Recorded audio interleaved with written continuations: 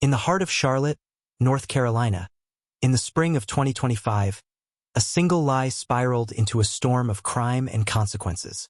Erica Monroe, a 38-year-old nurse, was drowning in the chaos of her overworked life at Charlotte General Hospital. Desperate for a break, Erica turned to her younger brother, Jordan, a 22-year-old aspiring musician, with a reckless plan: fake an emergency to escape her toxic job. But what started as a harmless deception ignited a firestorm. A viral ex-post, a blackmail scheme, and a dangerous hospital theft ring that threatened to destroy everything they held dear. This is a tale of ethical dilemmas, sibling bonds, and the fight for redemption. What's up, story lovers? Welcome to Storyroom by Rico, where we bring you gripping tales that'll keep you hooked. If you're new here, hit that subscribe button and the notification bell so you never miss a story. Also, let us know in the comments section where you are watching from. So, grab a snack, get comfy, and let's dive in. Erica Monroe was at the end of her rope. At 38, she was a single woman and a nurse at Charlotte General Hospital, working 12-hour shifts that often stretched into 14. Her hazel eyes were perpetually tired, her medium brown hair with blonde highlights always pulled into a practical bun, and her 5 feet 5 inches frame slouched from exhaustion. She wore her navy blue scrubs like a second skin, her hospital badge clipped to her chest, and a silver locket with a photo of her late parents around her neck, a constant reminder of her family's support. Erica shared her small Charlotte apartment with her younger brother, Jordan, a 22-year-old aspiring musician who had moved in with her after dropping out of college. Jordan had a lean build, standing at 5 feet 10 inches, with shaggy dark blonde hair that fell into his green eyes, a faint stubble on his jaw, and a playful grin that masked his struggles. He often wore a black hoodie, ripped jeans, and a leather wristband, his guitar always nearby. Jordan had been trying to make it big in the local music scene, but gigs were scarce, and he relied on Erica's income to get by. It was a humid April evening in 2025, and Erica was on her third double shift of the week. The hospital was a chaotic blur of beeping monitors, rushed footsteps, and the sharp smell of antiseptic. Erica's phone buzzed in her pocket. A text from Jordan. "Sis, got a gig tonight. Can you make it? I could use the support." Her heart ached. She hadn't been able to support Jordan's dreams lately, always stuck at work. During a rare break, Erica slipped into the break room. A small space with flickering fluorescent lights, a coffee machine, and a few mismatched chairs. She called Jordan, her voice soft but strained. "Hey, Jord, I'll try to make it. Okay? I'm proud of you." Jordan's voice was hopeful. "Thanks, Erica. I miss hanging out with you." "I miss you too," Erica said, her throat tightening. She hung up, tears prickling her eyes. She couldn't keep doing this. She needed a break. Desperately. But the hospital's strict policies meant she'd be written up if she left without a valid reason. And a write-up could lead to termination, something she couldn't afford with Jordan depending on her. That's when the idea struck her. It was reckless, unethical, but she was desperate. She had a video call scheduled with her supervisor, Dr. Linda Hayes, a 45-year-old woman with dark gray hair in a low bun, piercing blue eyes behind wireframe glasses, and a stern demeanor in her white lab coat, in an hour to discuss her next shift.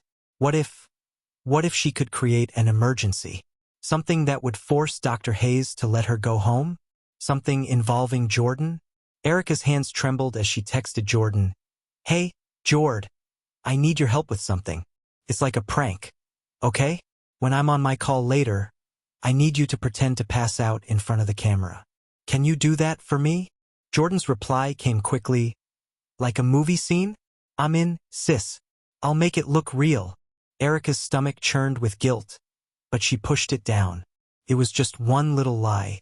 She'd get a few days off, spend time with Jordan, and everything would be fine. What could go wrong? That night, Erica set up her laptop in their small Charlotte apartment, a cozy space with a worn couch, a coffee table cluttered with Jordan's sheet music, and a framed photo of Erica and Jordan at a music festival. She was still in her navy scrubs, her hair in a messy bun, her locket glinting in the dim light.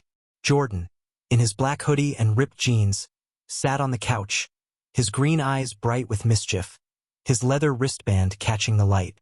"Ready, sis?" Jordan asked, his playful grin widening. Erica nodded, her heart pounding. "Just make it quick, okay?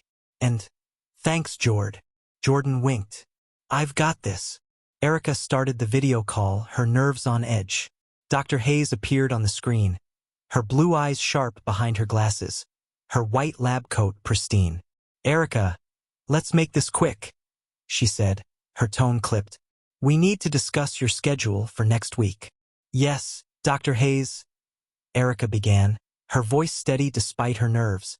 "I was hoping we could." Before she could finish, Jordan leapt into action. He stumbled into the frame, clutching his chest, his green eyes wide with mock fear. "Erica, I don't feel good," he gasped, his voice dramatic. Then, with a theatrical flair, he collapsed to the floor, his shaggy dark blonde hair splaying out, his body limp. Erica's reaction was immediate and convincing. "Jordan!" she screamed, dropping to her knees beside him, her hands shaking as she checked his pulse. "Oh my God! Dr. Hayes, he just passed out. I need to get him to the ER right now." Dr. Hayes's stern expression faltered, her blue eyes widening. "Erica, go. Take him to the hospital. I'll cover your shift. Keep me updated."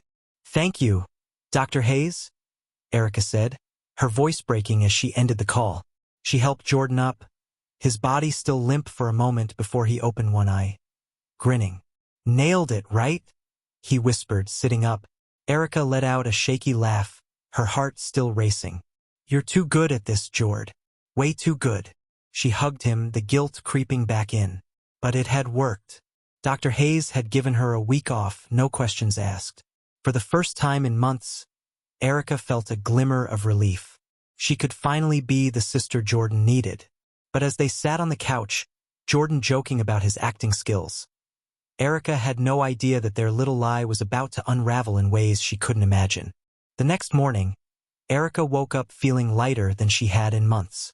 She made Jordan his favorite breakfast, French toast, and they spent the day together, jamming to his latest song on his guitar, laughing over old memories, and planning to catch his gig that night. Jordan's laughter filled the apartment, and Erica's hazel eyes brightened for the first time in weeks. She thought her plan had been a success. But at Charlotte General Hospital, trouble was brewing. Tanya Brooks, a 32-year-old nurse and Erica's coworker, had been on the same video call with Dr. Hayes, monitoring the hospital's scheduling system. Tanya was petite but curvy, with a heart-shaped face, wide brown eyes, jet black hair in a sleek ponytail, and a beauty mark above her left eyebrow. She always wore bright red nail polish, a stark contrast to her light blue scrubs, and her full lips often curled into a smirk, especially when she sensed drama. Tanya had never liked Erica. She thought Erica got special treatment because she was always talking about her brother, using family as an excuse to leave early while Tanya, who was single, picked up the slack. So when Tanya saw Jordan's dramatic collapse on the call, she didn't buy it. Something about Erica's reaction felt off, too rehearsed. And Jordan's fall? It looked staged. Tanya had recorded the call on her phone, a habit she'd developed to document anything that might give her leverage at work. That morning, while sipping coffee in the break room, she rewatched the video, her smirk growing. "Gotcha," she muttered. She opened X on her phone, her fingers flying over the screen as she uploaded the clip with a caption. "Nurse fakes brother's collapse to skip work. Is this okay? Hashtag Charlotte General, hashtag nurse drama." Within hours, the post exploded. It racked up thousands of likes, retweets, and comments. Some were sympathetic. "She must be desperate. Hospitals overwork nurses." Others were vicious. "What kind of sister does that? Disgusting." A few called for action. "Report her to the hospital. She's a liar." By noon, the story had been picked up by local news outlets. "Charlotte nurse under fire for alleged fake emergency," one headline read.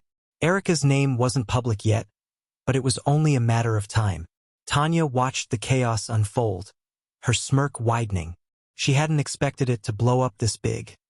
But she wasn't sorry. Erica deserved it, she thought. Back at home, Erica was oblivious to the storm brewing online. She and Jordan were at a local bar, cheering as he played his set, his fingers flying over the guitar strings, his green eyes alight with passion. But her phone buzzed incessantly, notifications piling up. When she finally checked it, her heart dropped. A friend had sent her a link to Tanya's ex-post, along with a message, "Erica, is this you? What's going on?" Erica's hands trembled as she opened the link.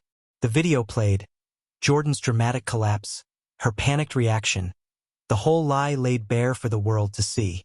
The comments were a mix of outrage and judgment, each one a dagger to her heart. She felt sick. How had this happened? Who had recorded the call? "Jordan," she said, her voice shaking. "We need to go home. Now." Jordan nodded, sensing her distress, and they left the bar. Erica dialed Dr. Hayes, her fingers fumbling with the phone. "Dr. Hayes, it's Erica," she said when the call connected. "There's a video going around. Someone recorded our call last night. It's everywhere. I don't know what to do." Dr. Hayes's voice was cold. "Erica, this is a serious breach of trust. If this is true, if you faked an emergency, we'll have to investigate. You're suspended until further notice. And I suggest you get a lawyer." Erica's world tilted. Suspended? A lawyer? This was supposed to be a harmless lie, a way to get a break. Now her job, her livelihood, was on the line. And worse, the public outrage was growing. She had no idea how much worse it was about to get. As the ex-post continued to spread, Erica's life unraveled further. By the next morning, her name was public, thanks to an anonymous tip to a local news outlet.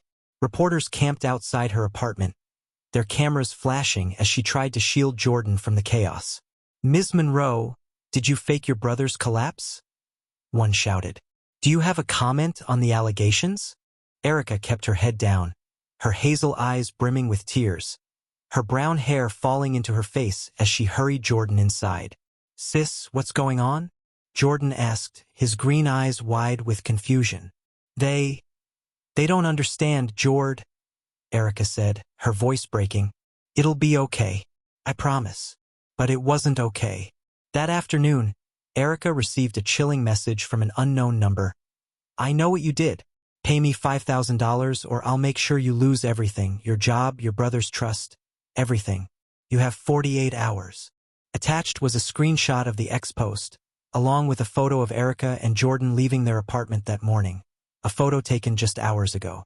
Erica's heart raced. Blackmail? Who would do this?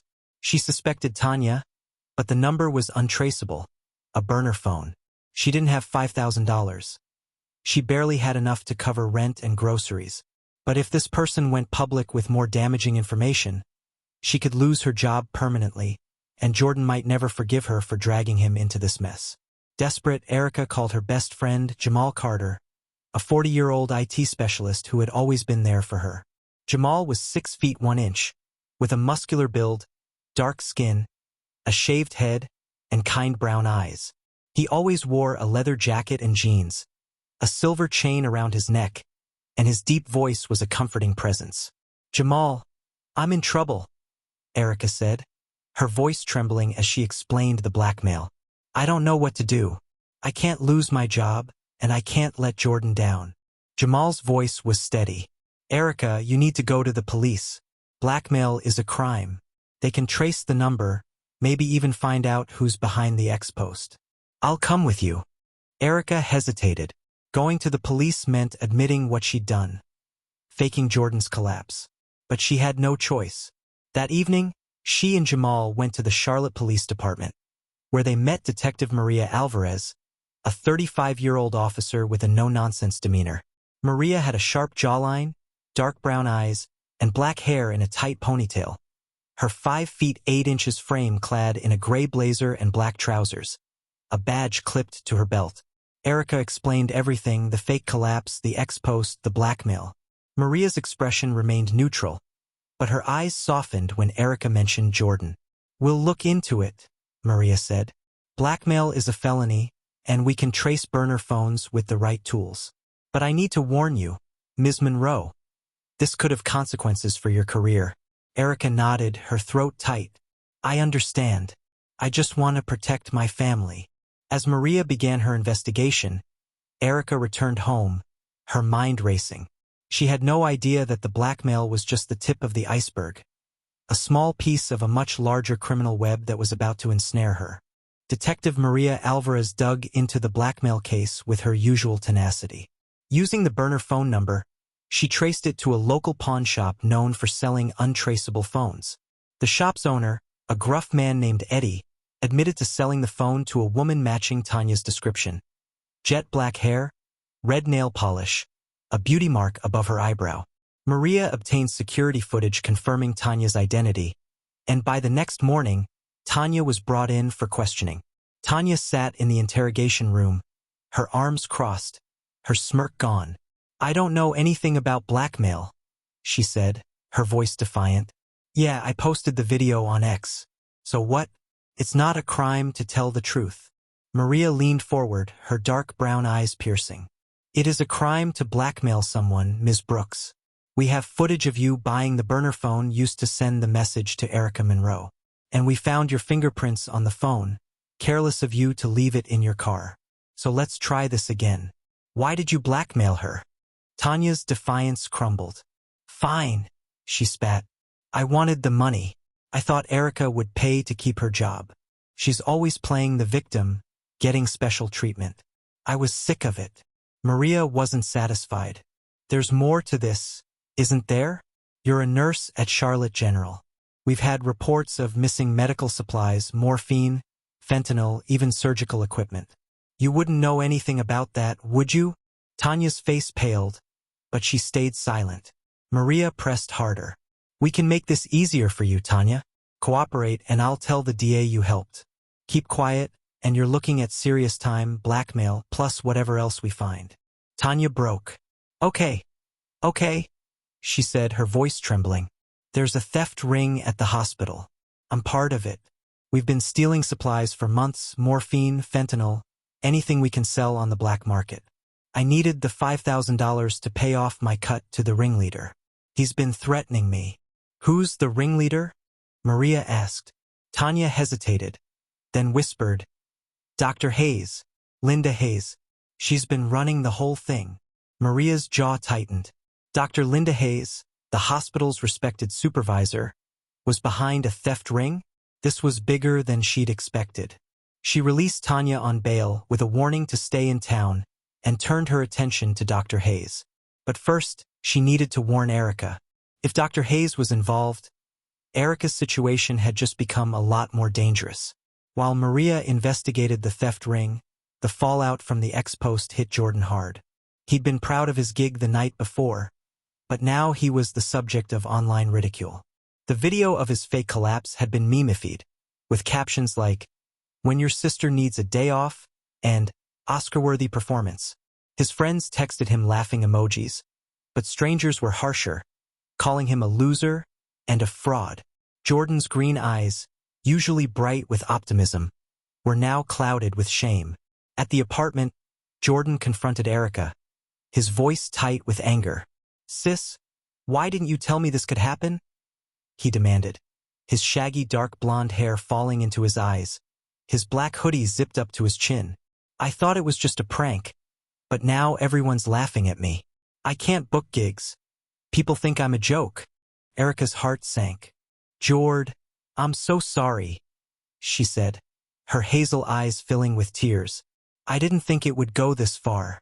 I was desperate and I thought." "You thought about yourself," Jordan snapped, his voice breaking. "You didn't think about how this would affect me. I trusted you, Erica." He grabbed his guitar and stormed out, leaving Erica alone in the apartment, her guilt overwhelming. Jordan spent the day walking around Charlotte, his guitar slung over his shoulder, his mind racing. He felt betrayed, but he also knew Erica was under immense pressure. She'd taken him in when he had nowhere else to go, supported his music even when it didn't pay the bills. He couldn't abandon her now, not when she needed him most, but he needed space to process his anger. Meanwhile, Erica's situation worsened. The hospital's investigation into her actions concluded, and she received an email from HR. "Due to your misconduct, Your employment at Charlotte General Hospital is terminated, effective immediately. Erica stared at the screen, her hands trembling. She was officially jobless, her reputation in tatters, and now her brother, her only family, hated her. That evening, Jordan returned home, his expression softer but still guarded. "I'm still mad, sis," he said, his green eyes meeting hers. "But I'm not going anywhere. We'll figure this out together." Erica hugged him, tears streaming down her face. "Thank you, Jord," she whispered.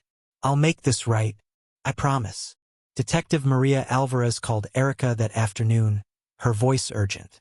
"Erica, we've uncovered something big," she said. Tanya confessed to the blackmail, but she also implicated Dr. Linda Hayes in a hospital theft ring. They've been stealing medical supplies, morphine, fentanyl, and selling them on the black market. Dr. Hayes is the ringleader. Erica's mind reeled. Dr. Hayes? My supervisor? But why would she care about my lie? She might not have, Maria said. But Tanya's blackmail attempt may have been a way to distract from the theft ring. Dr. Hayes could be trying to cover her tracks. If she thinks you're a threat, if she knows you're talking to the police, she might come after you. I need you to be careful. Erica's stomach churned. She thought her biggest problem was the ex-post and losing her job, but now she was caught in the crosshairs of a criminal operation. What do I do? She asked, her voice trembling. Stay low, Maria said. I'm working on a warrant to search Dr. Hayes' office and home. We'll need evidence to bring her down. In the meantime, don't talk to anyone at the hospital. And if you get any more threats, call me immediately. Erica nodded, though she felt anything but safe. That night, she and Jordan sat in the apartment, the silence heavy between them. Jordan strummed his guitar absent-mindedly, his green eyes distant. Sis, this is getting crazy, he said. A theft ring? Blackmail? What have we gotten into? I don't know, Jord, Erica said, her voice shaky. But I'll protect us. I promise. Jordan gave her a small smile, his anger softening. I know you will, he said. We're in this together. Erica opened her laptop, searching for any information on Dr. Hayes that might help Maria's case.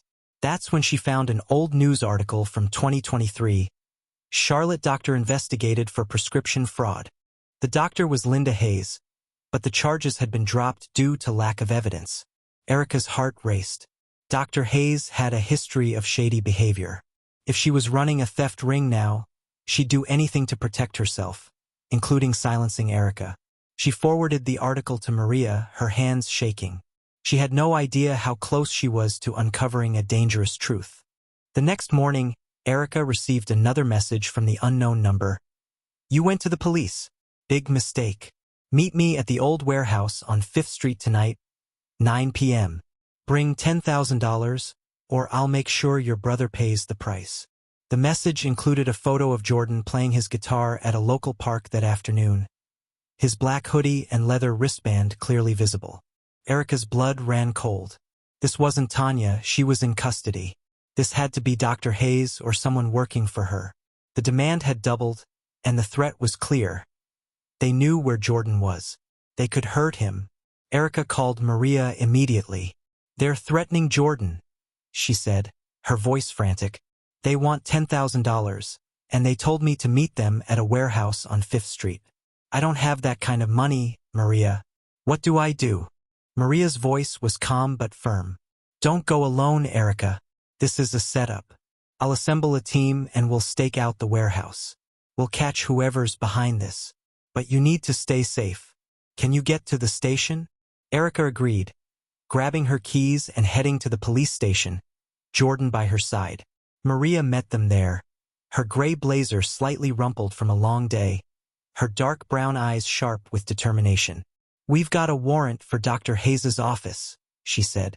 We searched it this afternoon and found encrypted files on her computer, records of the theft ring, including names of buyers on the black market. We're close to nailing her, but we need to catch her in the act tonight.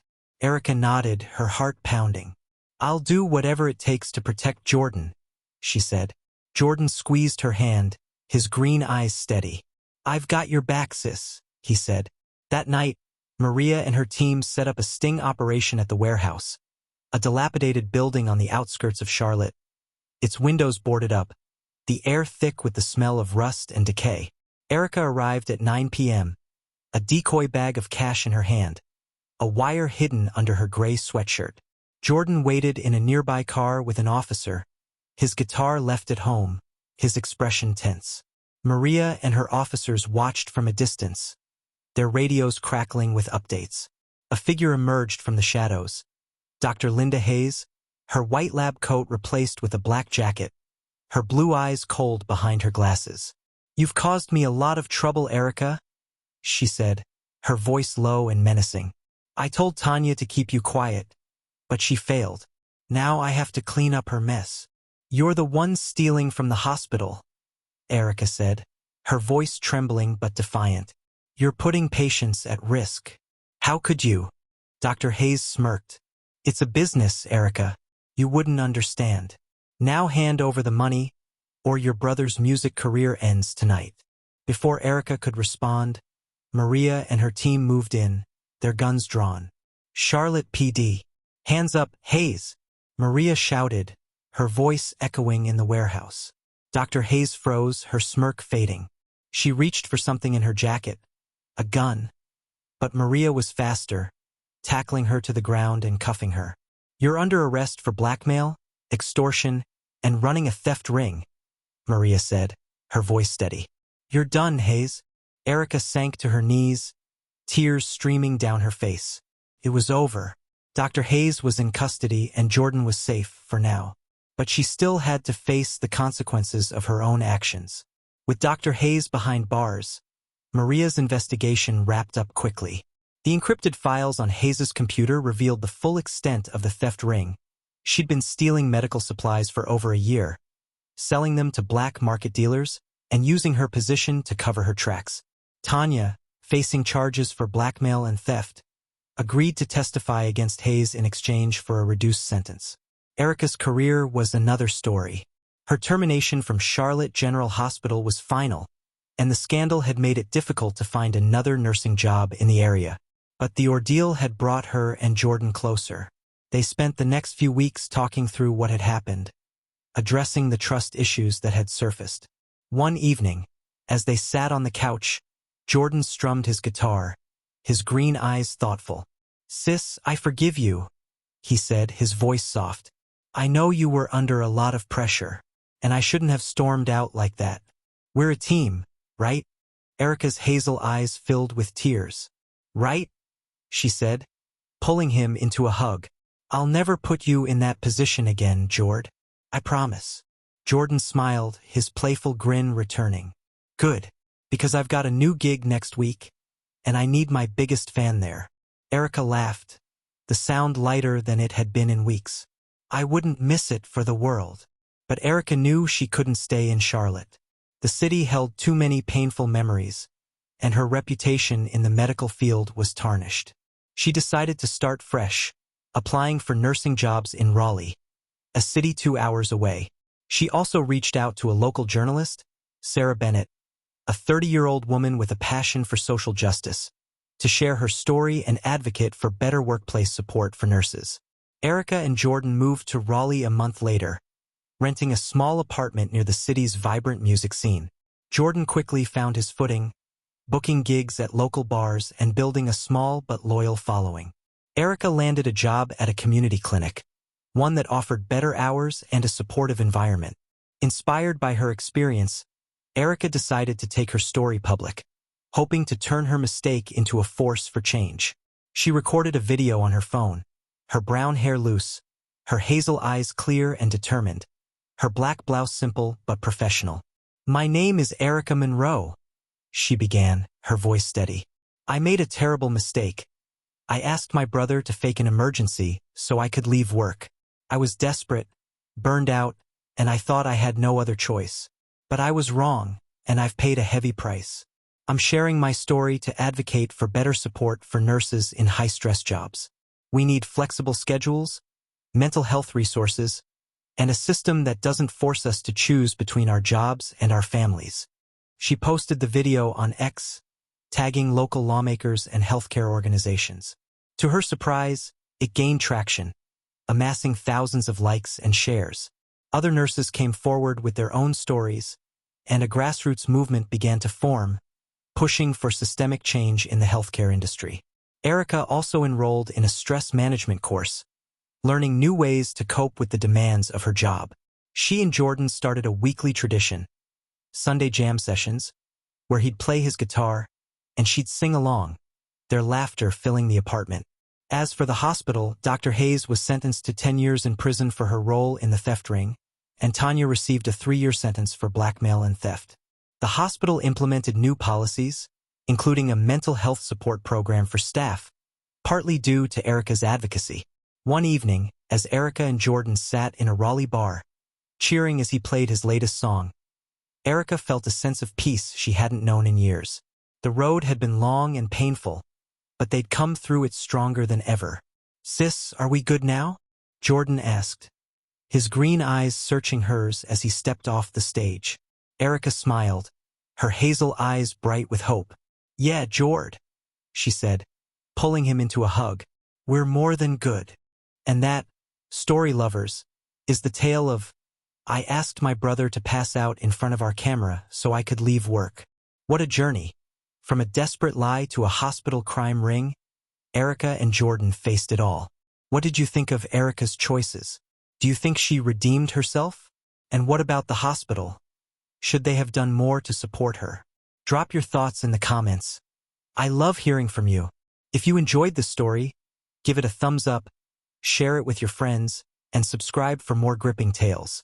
Until next time, stay safe and I'll see you in the next video. Bye.